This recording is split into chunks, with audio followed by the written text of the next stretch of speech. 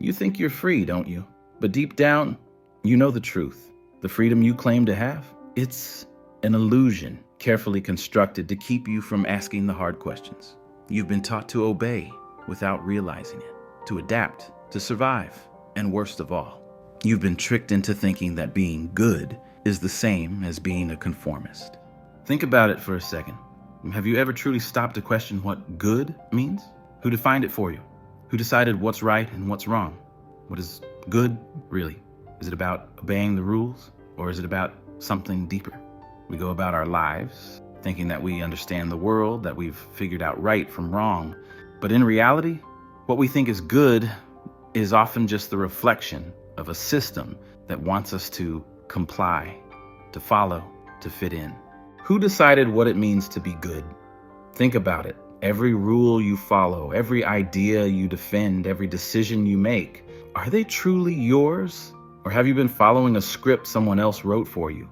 We're told morality is universal, but Orwell saw it differently. For him, morality was a weapon, a tool for control. And if you pay close attention, you'll see that it's still the same today.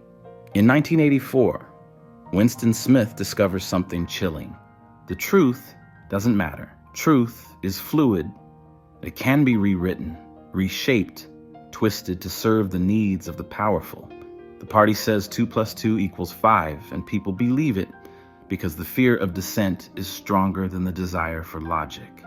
They're told what to think, what to believe, and the price of resisting is far too high. The truth in their world is not about what's factual.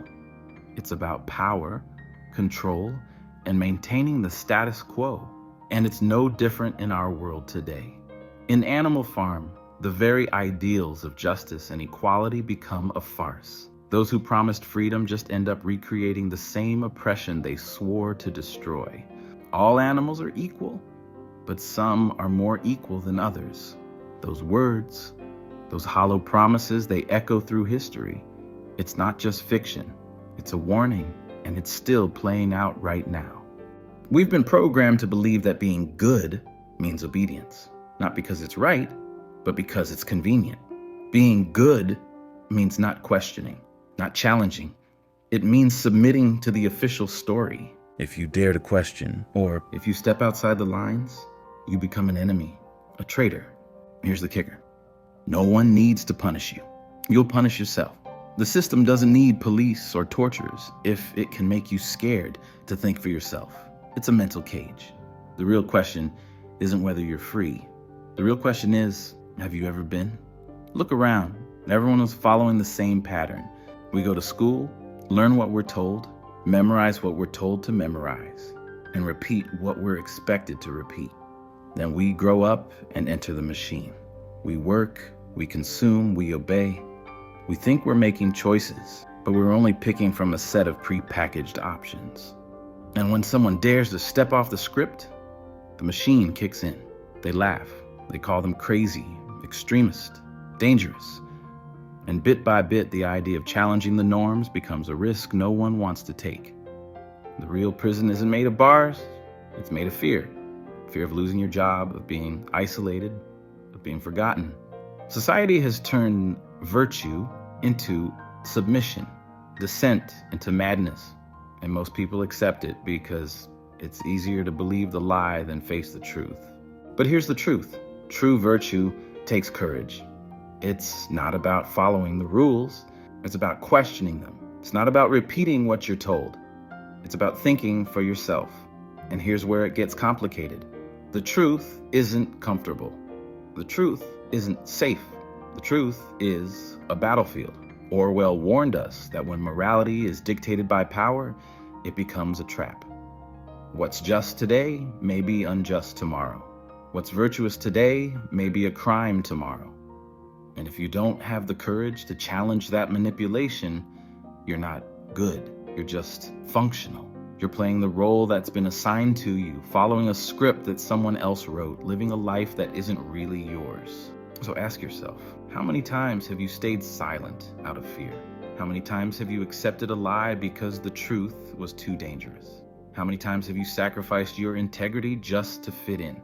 That's not morality, that's survival. Being good in a corrupt world doesn't mean following the rules. It means challenging them. It means speaking the truth when no one else will. It means risking everything, even friends, opportunities, everything, if necessary. Because true virtue always comes at a cost. True courage comes from knowing the truth and being willing to lose everything for it. Orwell understood that power isn't just imposed through force. It's imposed through words, through distorted meanings, through rewritten history. They tell us what's good, what's bad, what's acceptable, what's not. And we, good citizens, nod and move along as though we have control. But the brutal truth, whoever controls language controls reality. Whoever decides what's moral decides what's allowed. And whoever questions that morality becomes a pariah. You don't need bars to imprison someone. If you can make them chain themselves, you've won. And that's exactly what's happening now. We've been taught to censor ourselves. We've been taught to suppress the uncomfortable thoughts, to silence the questions that challenge the narrative. It's a quiet, invisible prison that doesn't need any guards. We lock ourselves in. Are you willing to pay the price of truth? Because if you're not, if you'd rather live in the comfort of the lie, then play your part in the system.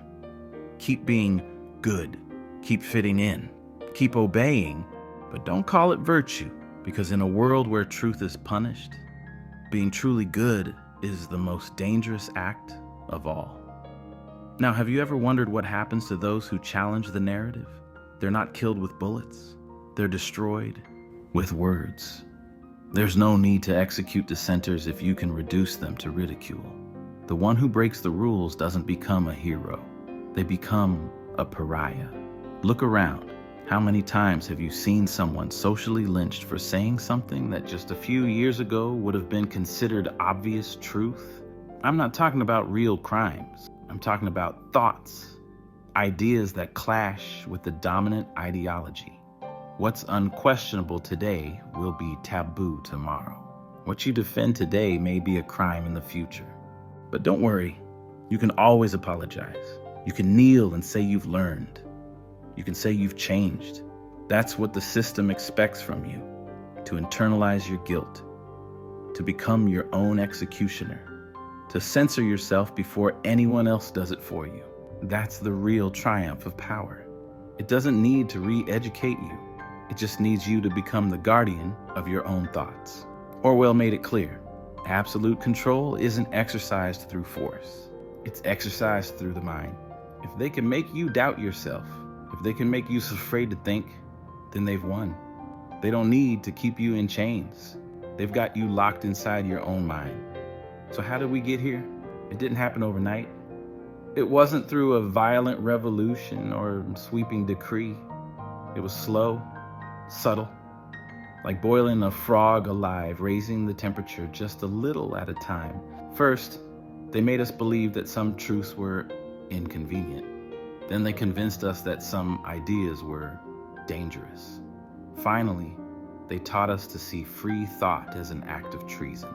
By the time we realized it, it was too late. We had already internalized the system's expectations. We had already become prisoners of our own minds.